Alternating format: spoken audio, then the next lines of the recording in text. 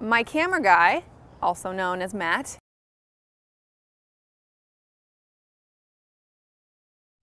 and I were filming a few months ago, and we were having some technical difficulties with the microphone that I was wearing, like this one.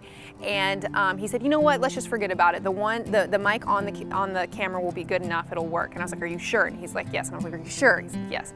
And I was getting really tired because we've been filming for a long time, and that day I was just so easily distracted. Anybody that walked by, anything that happened, I'd have to stop and start over. So I was primarily frustrated with myself.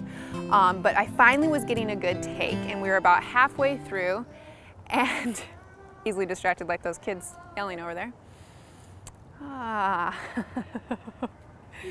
And I'm back. I just took out those kids that were being distracting. Okay, so I was like in mid-take, I finally was getting it. I thought it was gonna be the last one, and I see Matt start to take his hat off to block the microphone from the wind. And I was like, sitting there trying to think about what I'm supposed to be saying, all the while I'm thinking, oh, it's just gonna sound like this, you know?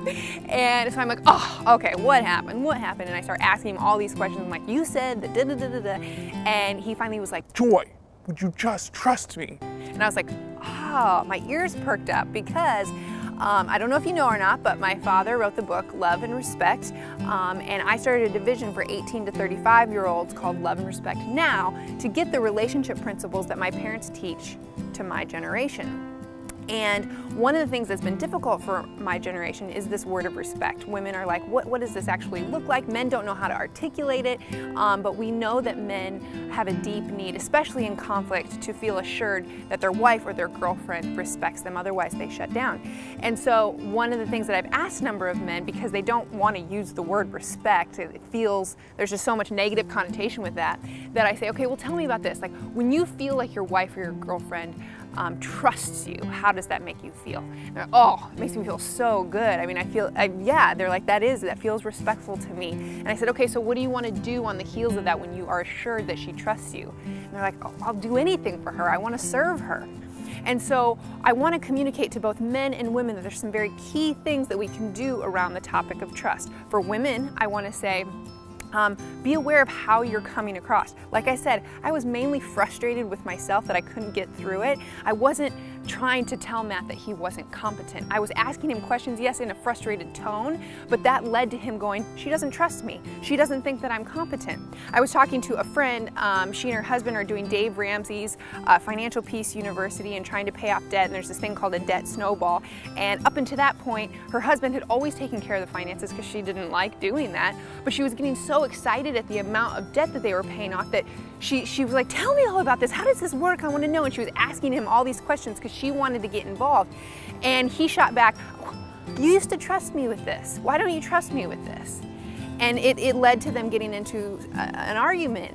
And the reality is there was nothing on her radar. She trusted him so much that she was so excited because she had seen this huge dent in their debt. And now she was just wanting clarity. And so what I want to say to women is learn how to soften that, of saying, hey, you know, I totally trust you. I know you're totally competent. Just say that on the front end and then seek to get clarity. And to men, I want to say, stop being so sensitive. I've actually had men tell me, thank you for expressing to women and sharing with women that we are sensitive, because a lot of times men don't show that, but this is an area, the area of competency is huge to men. And so even if a woman's not questioning a man's competency, that's how he will filter it.